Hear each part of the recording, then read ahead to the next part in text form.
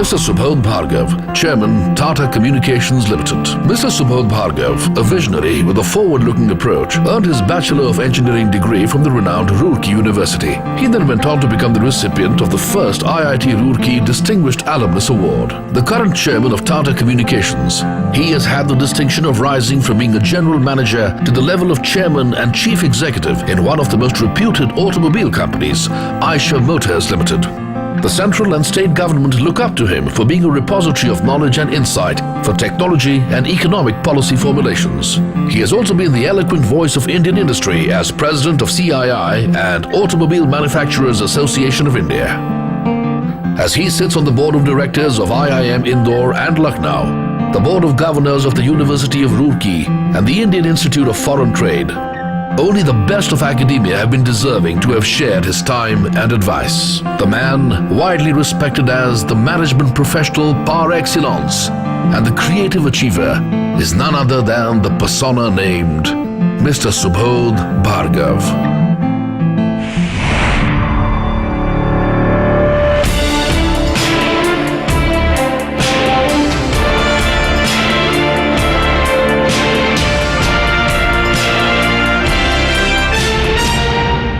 Our distinguished chairman IMA and renowned journalist, renowned industrialist, Mr. Ravi Mohan, to formally present the citation to Shri Subodh Bhargava, giving the IMA's Lifetime Outstanding Achievement Award, and I would request distinguished dignitaries on the dais.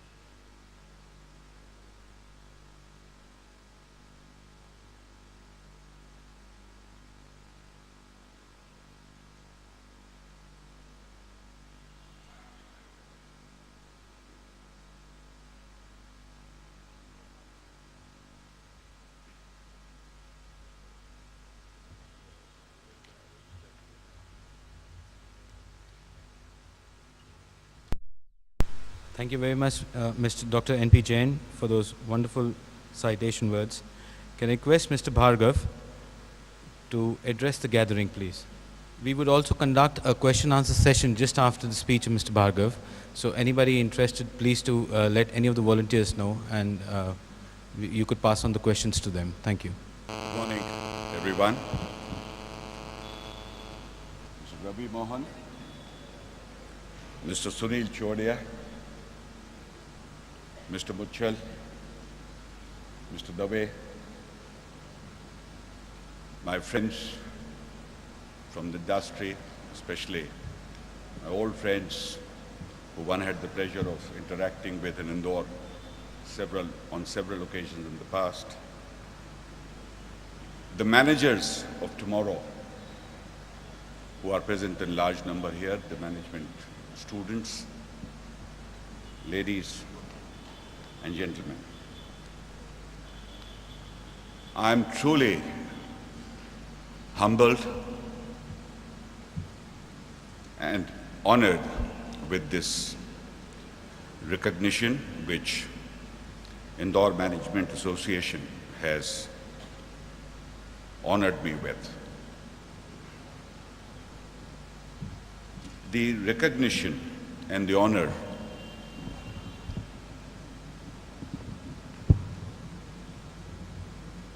which is what I have received today actually belongs to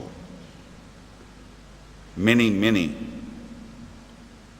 friends, colleagues, associates who enabled, who supported my professional life journey. Since the award qualifies itself as the Lifetime Award, the message I get very clearly is that I belong to the first cull of the theme. But still I will take the opportunity to share some thoughts with the Aj and the second cull. Covering a professional life of nearly 48 years, I can recall and divide into 3 innings and 2 phases. The first innings was about 13 years in Bamalori, Calcutta, Bombay, and the UK. The second was 25 years with Eicher. And third is now, after my retirement from Eicher, past 10 years. And one has been very fortunate to have had a managerial role in the Indian industry in 2 phases. The first, pre-91, protected economy, and the second, after liberalization, a competitive, globalizing economy. I can only say that the achievements or successes or whatever one was able to contribute has been made possible with support of many and luck from time to time. My first innings in Bamalori started where the opportunity and the environment encouraged youngsters to work and learn. There were values which one cherished. There was empowerment and a space to perform. And most of all, what was more important was that one was fortunate as a graduate engineer to be accepted as a member of the team in the organization. When I moved to Eicher, once again I think I was extremely fortunate to get associated with a group whose value systems continue to be and were the highest. Mr. Vikram Lal, the owner, not only led the organization in the business strategy, but I think he led the organization with thought process, with values. And I recall his words always, the values are beyond the boundaries within which you operate. Personal values are those within which we think you may not be able to sustain, you may not be able to remain on your course of values. The greatest asset I had contributing to performance in Eicher was the excellent team, the human resource, the colleagues which we had. Apart from Vikram's leadership, the rest was the colleagues and the outstanding team which we were able to put together.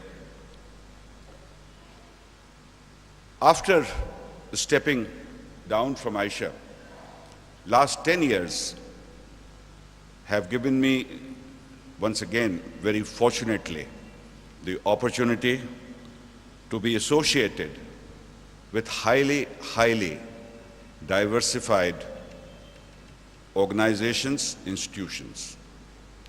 Many corporates, many not-for-profit organizations in both executive and active relationships, as also the academia. What has this last 10 years experience meant is the opportunity to not only meet people from different sectors, but also to continuously learn about new things.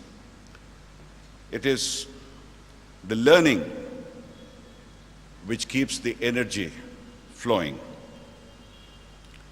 The time doesn't hang. Intellectual engagement continues, and then one is able to and one is allowed to share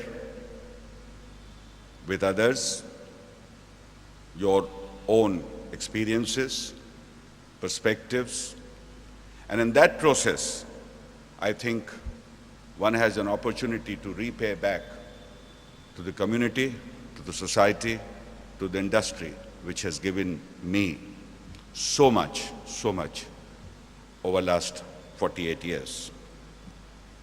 I'd like to thank Indore Management Association once again for this honor, and of course, thank all my colleagues, friends, and associates, which have been great support over the last 48 years of learning, working, and doing.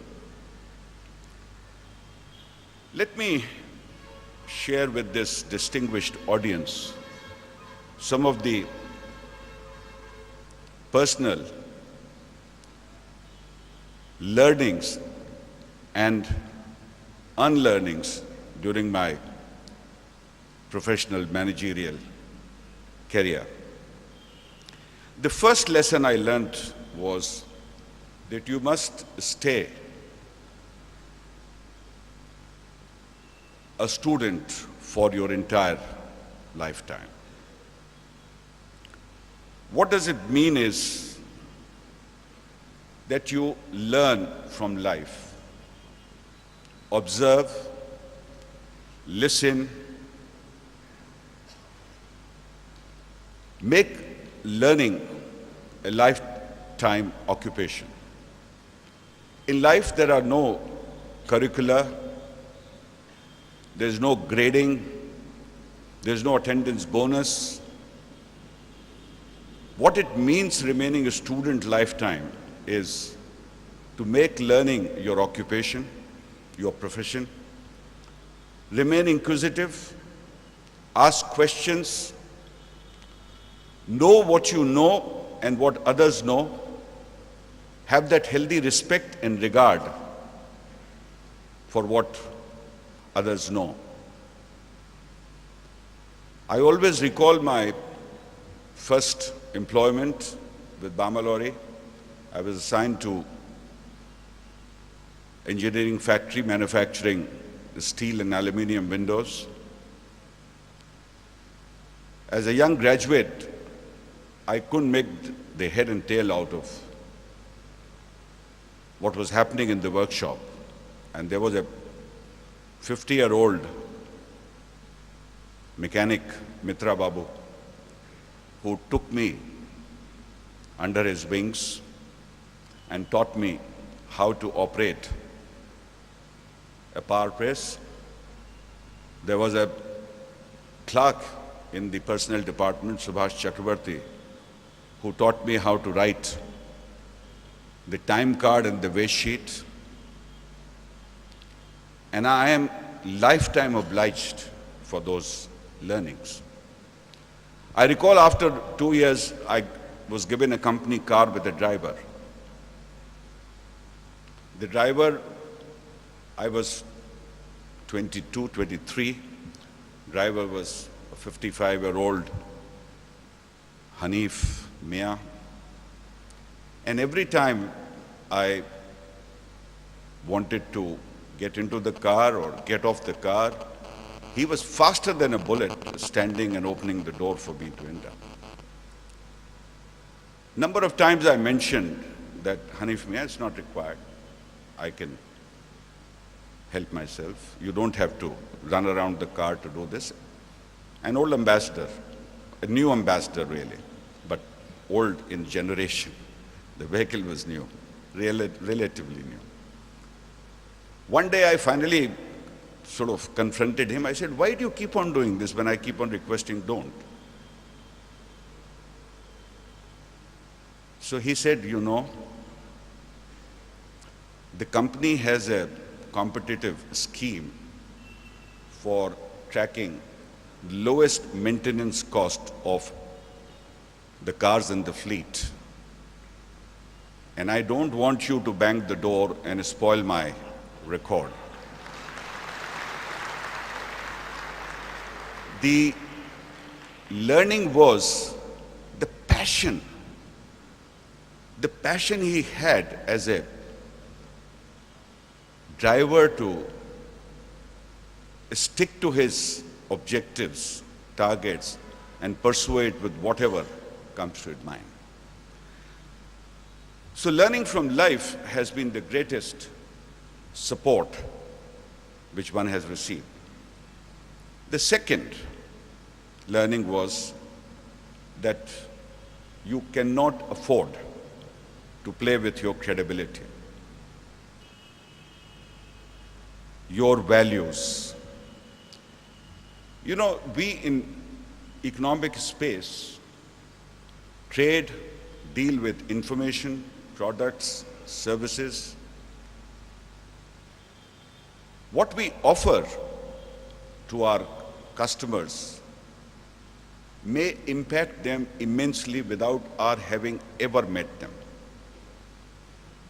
They believe in your credibility, they believe in the credibility of the institution you represent, they believe in the credibility of your values, whichever managerial function you may be, production, marketing, after sales. We can impact people's lives vis-a-vis what we do, and therefore retaining, sustaining your credibility would be a very important asset to move ahead in economic space.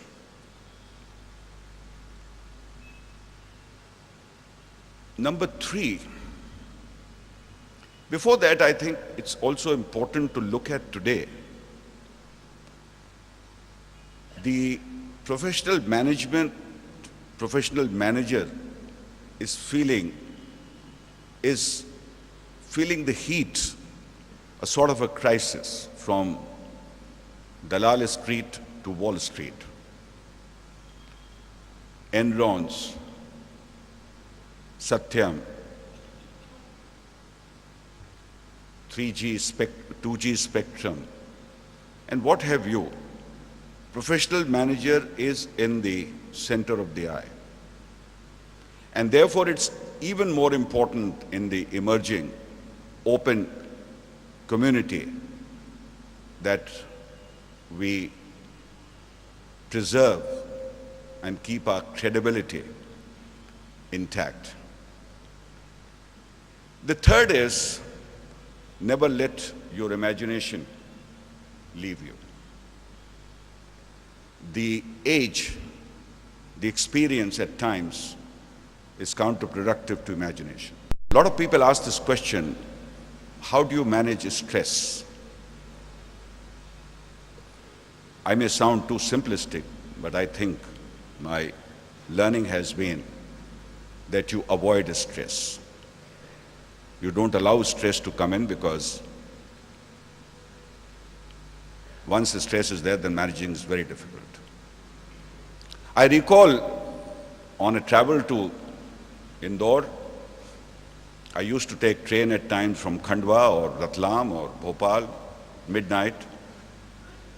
And I would work with my colleagues all the time from 7 in the morning when the flight arrived from Delhi to midnight, in the car also. But there was just one taboo. I did not get any papers home. When I had retired for the day at the guest house in Aishar in Indore also, if anybody had to come at 9:30 to get some paper signed or otherwise, he had to first bring in a written note that why it could not be done during the time we were at work. And these are few personal rules which make a life, a professional's life, a manager's life, relatively stress-free. Let me now come to the stressful subject, the Aaj and tomorrow. What is happening in the industry and what are the challenges and what are we going to be looking for?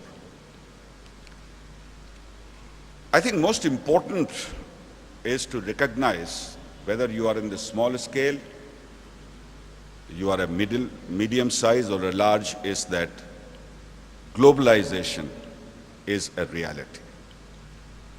Even the small scale player who makes household stuff has to recognize that it's a globalized world, and what he produces and sells at a price X, China can produce, export to India and sell at X by 2. Now, a small scale cannot, medium scale cannot keep its eyes shut to what is happening on a global platform. But our responses to the global or a globalization would depend on our, in the context and the understanding of globalization.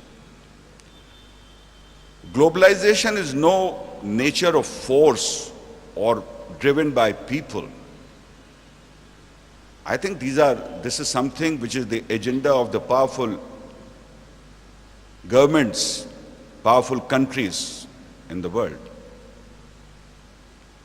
Globalization is not driven by technology.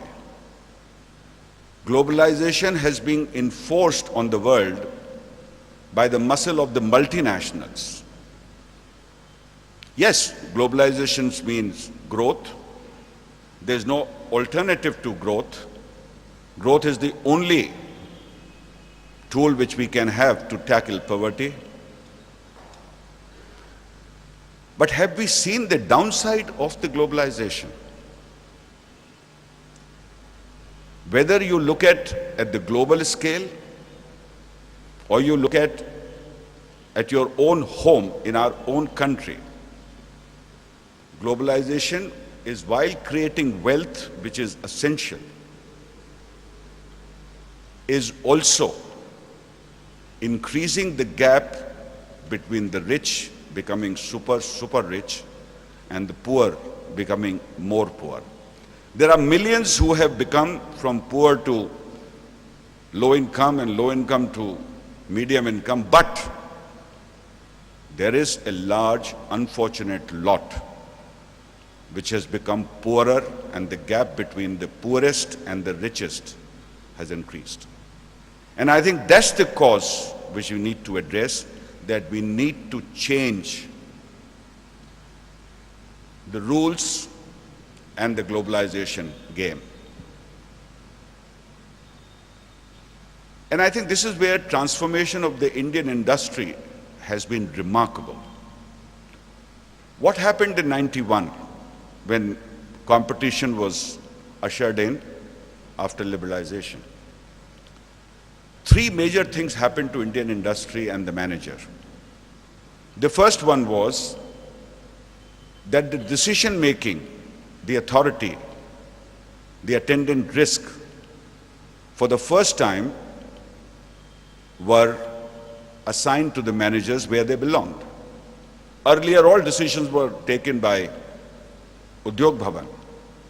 What product, what technology, what specifications, what quantity, where to import, what to import, how much. Everything was decided in Udyog Bhavan, DGTD and the rest. But in 91, when liberalization took place, Indian managers got what was due to them. Secondly, the Indian owners and managers found their entrepreneurship being resurrected. Earlier, the entrepreneurship was to walk the corridors of Udyog Bhavan to get a license or to stop somebody else's license and permission. But now, the threat that I have competition from companies from abroad certainly brought the entrepreneurship that I can also create competition for others. And which happened, actually. The Indian industry's transformation has been remarkable. And third thing what happened to Indian industry was that for the first time, Indian industry started thinking strategically. We learned, we started making strategic plans, we started having a strategy beyond the government to the customer, to the shareholder, and the rest. And I think these three changes which happened resulted in the transformation where India today stands very proudly. There's still a long, long way to go. I mean, I'm not saying that we can be complacent. But the achievement of Indian industry over the last 20 years is unparalleled in the history of the world. Whether you look at research and development, you look at marketing, you look at anything. I mean, we were always proud of our institutional setup, the courts, etc., etc. But I think today we are very proud of our service delivery.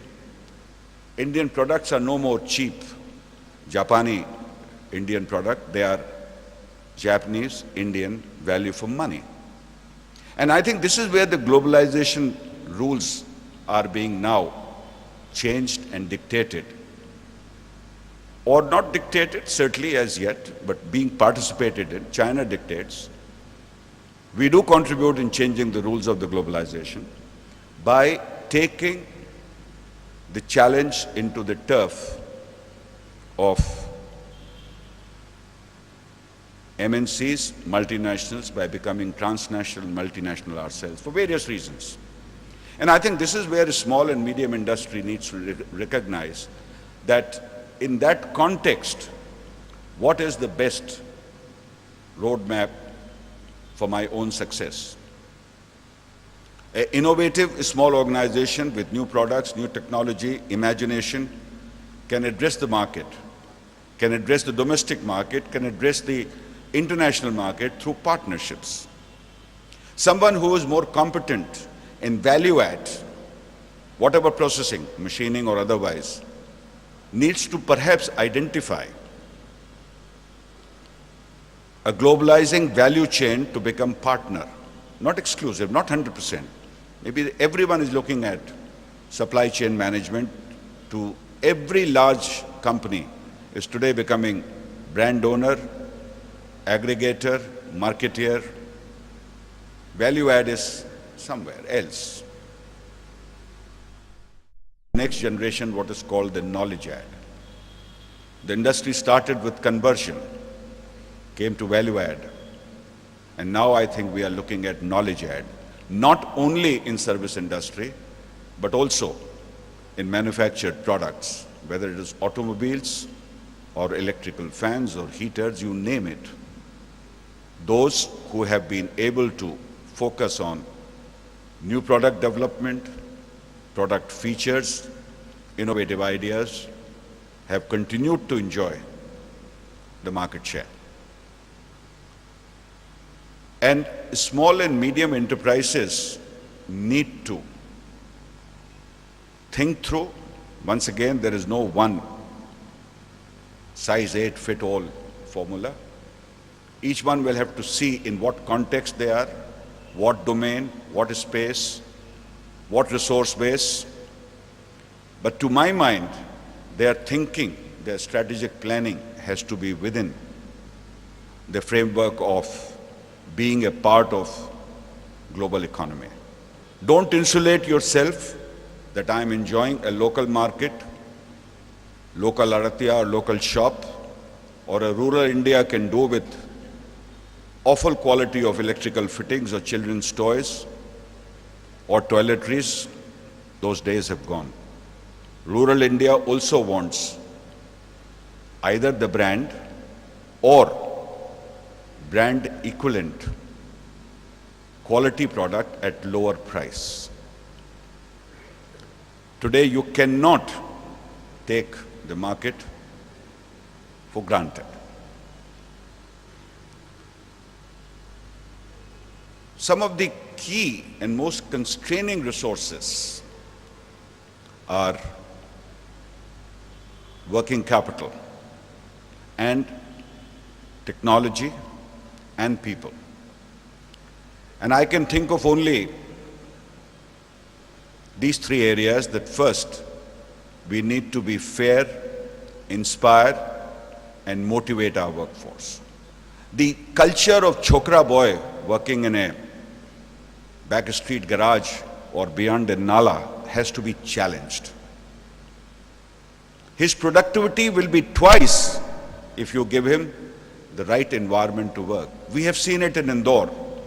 My colleagues here will be delighted to give you the detailed history how people who work for 4.5 hours at our Faridabad plant, with lots of boldness and courage when we transferred them here, unlike all other private past practices of not transferring unionized workmen, we transferred them to Indore.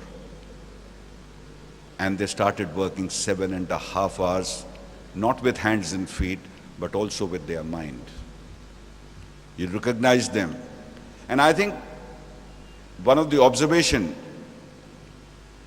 associating with hundreds and thousands of small and medium enterprises is that the people, the workers, the blue collar, the staff, the clerk, the supervisor need entrepreneur, owners, outlook to be changed, to treat them as brains, human beings, give them working conditions, environment which is conducive. You've heard about the stories of metro in Calcutta and metro in Delhi. Given our culture, when we give them a clean metro, the people keep it clean. You give them a clean place to work. Don't try to save that 10,000 rupees a month rental for a nice little shed somewhere. You give them that and they will perhaps earn you 10 lakhs out of that. So the working conditions in dealing with people, including their financial well-being, health, is one of the key for the small and medium scale also. The second, as I said, is technology. Either you be in the front line of innovation and R&D, or you align yourself in a value chain or in several value chains where you focus and concentrate on low cost, competitive, quality, value add. Don't get mixed up between the two, please. And third, I think, is the working capital. And working capital is not because it's got a high impact on your P&L, but I think, like people, capital would be very, very scarce, not because India doesn't generate wealth, cannot afford to print currency, but I think the debtor, the lender, would become very, very choosy. He is going to lend to you only if your working capital management is efficient. You can't afford to hoard not only onions, but even steel. Because if you hoard steel in the hope that tomorrow price will go up and I'll make money, which was the business model in the 60s and 70s and maybe even 80s.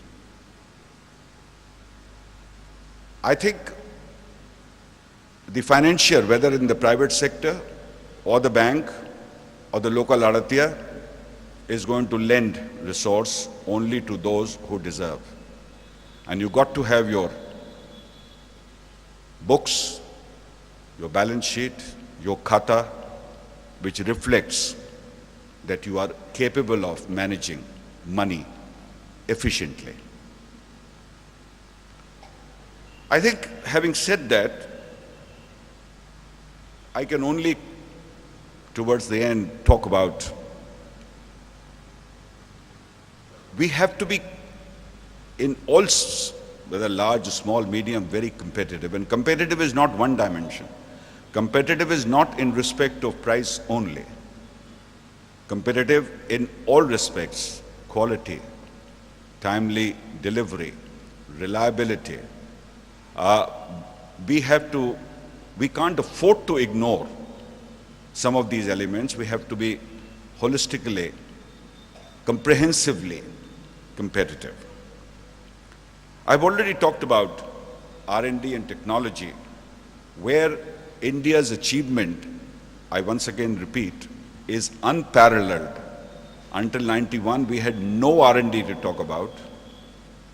And today, it's not only nano. If you go into other corporates, you will find the product innovation coming from industry, coming from IITs, coming from research institutions, has been growing at a very rapid pace. Again, the large businesses will have to look at ownership of supply chain. You can't have a large organization depending on buying some raw materials, and that's why some of them are becoming global, to buy mines overseas, or basically owning and making the supply chain reliable. Now, when as a small or medium scale entrepreneur, you align yourself with some larger value chain, please scan the value chain. Where does it end? You might be much more comfortable and long-term sustained growth if you are aligned with the value chain where the entire value chain is owned also with the reliability of supply line. Because in the growing economy globally, the natural resources of scarcity has already been created more than once, would be experienced more often, whether it is oil, iron ore, coke, whatever, other minerals. So your preference, your selection of which value chain you want to get into should take this into account. There would be some need for even a small and medium scale to understand what are the ways which are needed in their own respective field to learn how to operate overseas. If you are supplying an important component for the Maruti car, and Maruti car which goes to Europe and has got a problem, don't be surprised if Maruti will expect you to send your 2 technical people. You will be small scale, medium scale, to go there and attend to those problems. You will need to understand a little bit of geographical differences which are caused in countries to go there and handle the issue and the problem. Information technology is another area where India is very strong. We have enabled rest of the world information technology, largely for inventory management, data retrieval being made easy and prompt. But how many of us are using it effectively, comprehensively for analysis and decision making? Yesterday, Mr. Mehta was mentioning that some of the local, medium and small scale units are looking at ERPs and SAP, and I think that's the direction. You don't have to invest 1 crore. You might have to do a smaller package depending on the nature of your work. But again, just because I'm small, I'm medium, I don't need an enterprise-wide software or IT solutions would be limiting the vision. To say that I would use a computer only for printing the invoice or taking some inventory would perhaps be curtailing the potential which IT will have for you, whether you are a trader, you are a small manufacturer, you are a medium or large scale manufacturer.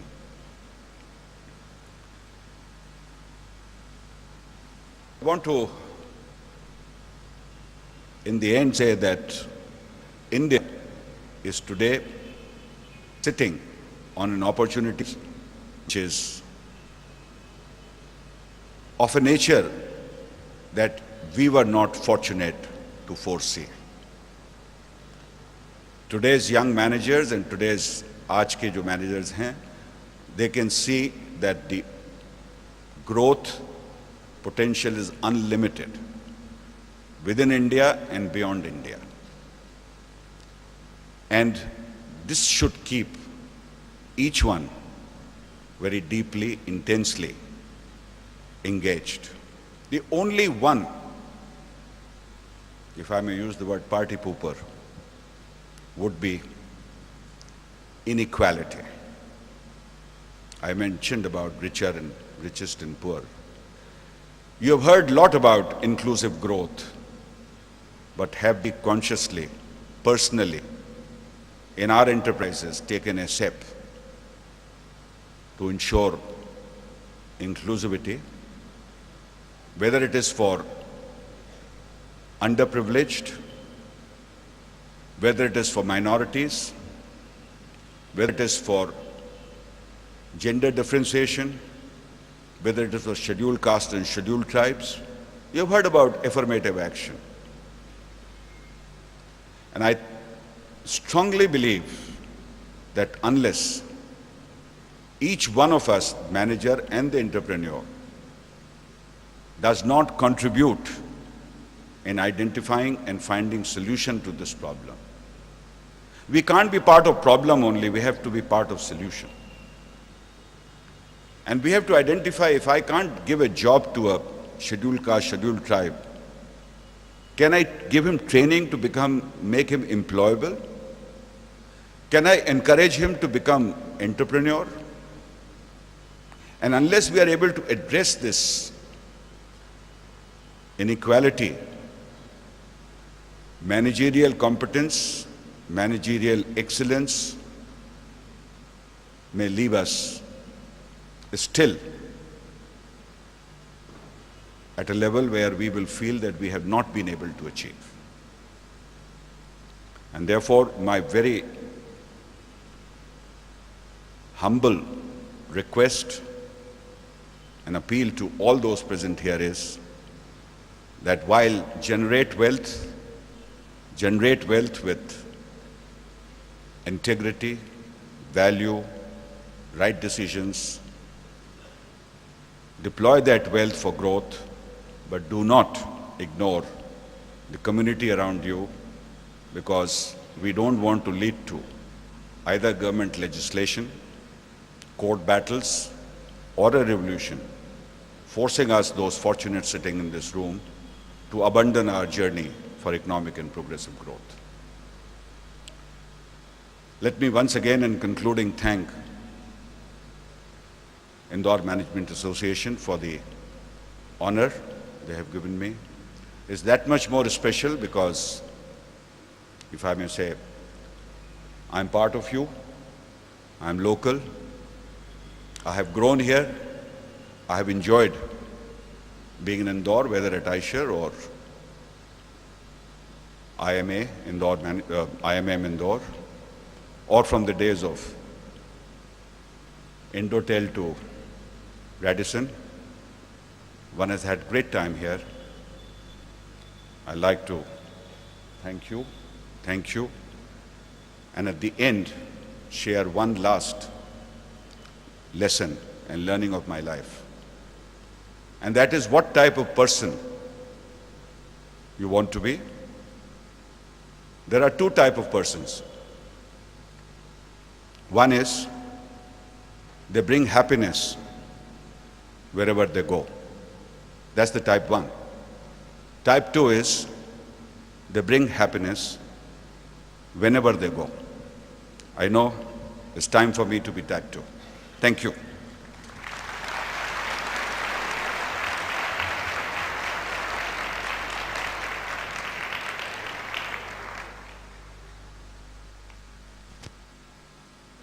Thank you, Mr. Bhargav, for giving us the wonderful insight on Kal, Aaj aur Kal.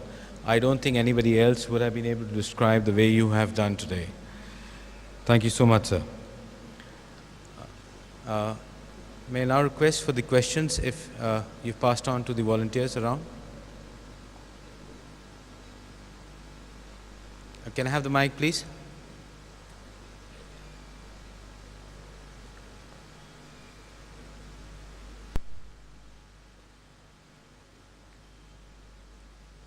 So I'll just take a couple of questions.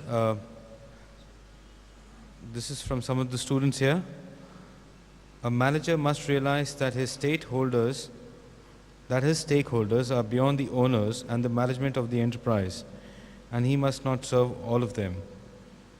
A manager is evaluated and rewarded only by the owners and the managers. How then would he be able to survive if the stakeholder in a situation of conflict between the two? If I understood the question correctly, but if I did, I can only say that if you don't balance the interest of all the stakeholders, it is most likely that the owner will perish in any case. So your survival is at stake either way. If you don't fulfill the owner's wishes and interests, you may not survive, but then you might go to another owner who might have the vision and enlightenment. But I can assure you that if you neglect other stakeholders, your enterprise itself is at stake.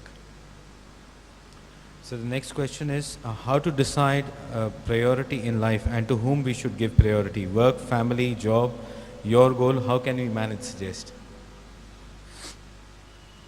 Well, I think to say that family would be second would not be correct. But still, if you want a degree of prioritization, then I will try and attempt to do that. Maybe any emergency or occasion in the family would perhaps take precedence, as it does in Indian industry. I mean, a wedding in the family or a wedding of the self, he or she, you don't care whether you will get leave or not get leave. You just commit yourself and go and do it. Doesn't matter even if I've got a job 1 month ago, it's marriage, so I'm going, period. So I think those are certain cultural dimensions which also have to come in, but a lot would be on personal interest.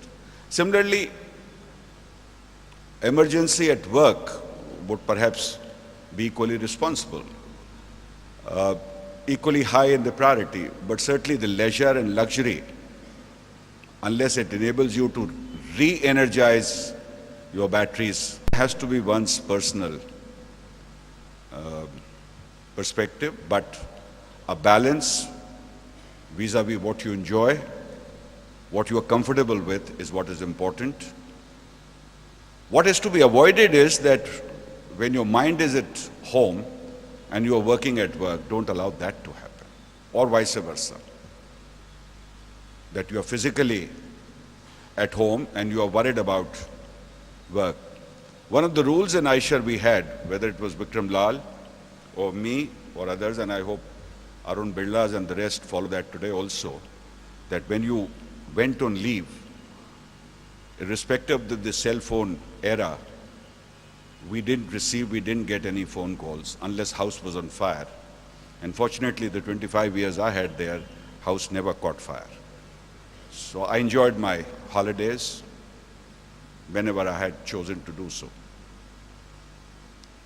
Excuse me, Next one. my question is, excuse me, you have addressed on inclusive growth and different parameters for that. How do you compare India with China on those parameters? Thanks. I haven't visited China, And I'm no China admirer. I see China as competitive. And I think they have problems similar to ours, all said and done. They have a different governance structure and system. We have different. So the pace at which we will achieve our objective, and I have no doubt that China, though it's got not a democratic governance structure, is still equally concerned about inclusive growth. They have disparities, but what is that dimension and how does it compare? And I won't even worry about it. I'm worried about the disparities in our neighborhood. Can we tackle that? Before even I go beyond Indore, before I go beyond Madhya Pradesh, I like to see my neighborhood, I'm able to do whatever little I can contribute. So the next question is from Mr. Rakesh Jain. We are moving from manufacturing to knowledge economy. In manufacturing, even a poor artisan worker was part of contribution. In knowledge economy, the illiterate, the poor, the rural population is almost out of beneficiaries group. How do we achieve equitable distribution of wealth and better life for the poor? See, it's already happening in a way. The artisans are becoming scarce. Machinist, which was perhaps could be engaged for a salary of 8,000 rupees a month. Today perhaps you will pay 15,000 because there are fewer taking that vocation. Same thing is on craftsmen. If the people are moving towards service industry, whether it is call centers or BPOs, and when I said knowledge industry, my emphasis was more on out-of-box thinking, product innovation. Service industry is part of it. And there is that lower end of the work where people are being used more as hands and feet, and the role of the mind and thinking is relatively limited. So I don't think there is a contradiction in knowledge economy moving. In fact, the more value-adding hands and feet become knowledgeable value-adding hands and feet, the greater will be the productivity, efficiency, quality, technology, competitiveness.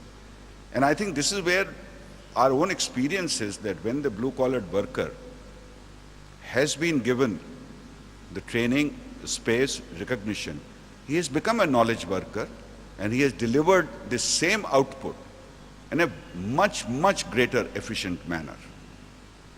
And I foresee that is the positive impact of moving towards knowledge. Can we have the last question from Mr. Excuse me. Excuse me. My name is Sanjeev. Amongst all the kind of various nice things you mentioned about Indian industry and the environment all around, I'm pressed to ask you two very negative kind of questions, if you allow, please. And those are, amongst your experience, how do you advise young managers of India to survive in the corruption and how to handle the Indian organization politics? A short answer is become a part of the solution, not the problem. In other words, fight corruption. Don't give in. Because the belief that without corruption I cannot move ahead is a typical managerial miscalculation. I commit myself vis-a-vis my resources. If I don't have deep pockets, first recognize the ground reality. If I don't have deep enough pockets to survive 3 years of gestation, because project implementation will be delayed by 3 months, or I'll have to pay more for land because government discretionary quota will not be given to me, then don't aspire to be an entrepreneur. Be a happy salaried individual. So you got to match your resource and capability. The moment you have resources, then stand your ground. There are companies and companies and companies, and I can tell you 25 years in iShare, there were a whole lot of hassles. Our bank accounts were frozen. Our power lines were cut. The tractors going out of the border of the state were held back. We stood our ground and never had to pay. We had a generating set business which was largely government oriented. Government used to buy those generators. It was difficult to get payments. We sold and quit that business. So I think there are once grit which comes into play. It's not impossible, but now on a larger scale. I think what many of us have talked about, problems of corruption, even the media last 2 days, Times of India is talking about huge articles on dimensions of corruption, where all it's corruption. I think it's time to discuss corruption is over. We all know there's no diagnosis necessary, there is no prescription necessary. We have to commit ourselves to become part of implementing those prescriptions, which are many, many, many. Let's stop the debate. Let's act. And I think this is where individually, if I want to get an anchor, and I'm not a congressman, I'm not political, I'm totally apolitical, let me say, I am greatly enthused by what Sonia Gandhi said at the Congress session of a 5-point program for fighting corruption. Number one, fast-track courts for corrupt. To my mind, we need fast-track courts for everybody. You get your dispute resolved in 30 years, there's no judicial system I can be proud of. I think our judicial system is effectively ineffective. It must give justice in 3 months, 6 months, in a reasonable time, so that whether it's acquittal or deterrent punishment. But I think the concept of a fast-track legal process is very welcome. Second, state funding of election. One of the reasons the honest politician ignores corruption is because he knows people are collecting money for party. Now, you collect 100 for party and you keep 1,000 in your pocket. Which chief minister, which minister, you don't know. So I think this whole thing about state funding of election could be the trigger for removing one of the root causes on which a lot of bridges, a lot of balloons have been built. The third, what she said, transparency in government procurement. If 3G can be auctioned, why can't all procurement can be done through transparent method? This L1 and all that continues, but still there are ways found to not make it transparent, and arrangements are made. The fourth and fifth is even more important, no discretion to the political leadership or bureaucrats for land, and number 5, for mineral natural resources. All the corruption starts from there. So I think if we can leech on to these 5 outlook, create a movement of people, you and I participate in that, and let me tell you, Delhi has got a march organized on 31st. Vikram Lal is there, and so are others, talking about some of these. And I got a call this morning from one of my colleagues in National Network for India, which we had started many years ago, to try and take this communication across to the country. The good news is that the face of the country is changing. 97% is the school admission today of the young below 5. 97% of Indians born in last year have gone to school. Now we have to see they don't have a dropout when they get to class 3 and class 5. And I was talking to somebody yesterday, let's not engage in quality of education. Let's first see people go to school. If they don't go to school, then you get the best schools, what will happen? Nothing will happen. So I think we have to lend our shoulder to create requisite pressure. Bihar has shown it, many other elections are showing that the wind is changing. Remain an optimist, it will happen. Excuse me, Shamit. This is Inani sir and Bhargav sir, onto this side sir, onto your left side. I'm an ex-Aisharite and I'm very proud of being, or rather having worked in Aishar. You have been my idol when I was working in Aishar. So that's anyway the background. A tangent question, something similar to what you have been just now mentioning. I was just wanting to, dwell upon the thought whether human being, the DNA that we talk about, is it core honest or is it honest because of fear? This is something which is different. We all are professionals. I'm just trying to visualize whether. I think it is both. I don't distinguish between respect and fear. Thank you very much, sir. As we are running short of time, may I now request the commemorative team, Dr. Pasi, Mr. Verma, Ruchi, Neha Munshi, and Charu Dubey to please come up on the stage for unveiling of the commemorative issue. Can I request the members of the dais to please... Come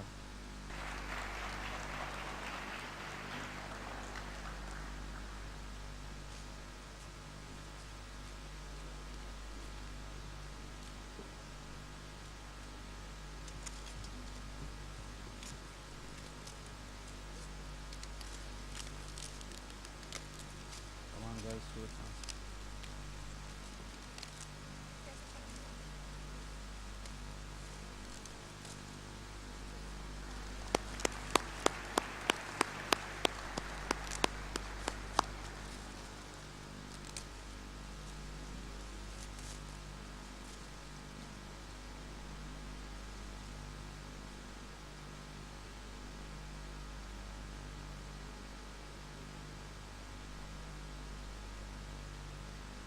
Thank you very much.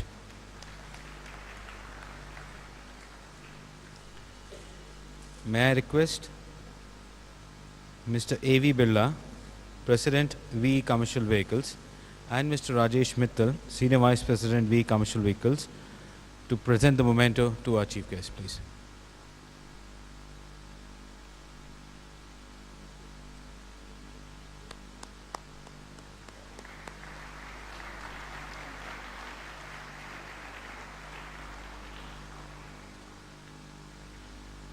Thank you very much, everyone. The next session starts after a small break.